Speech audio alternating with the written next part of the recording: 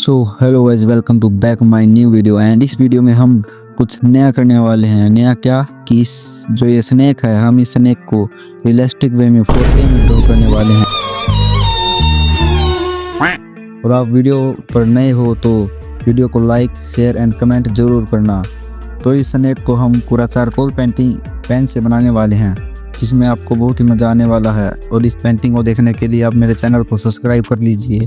और चलिए चलते हैं ड्राइंग की तरफ।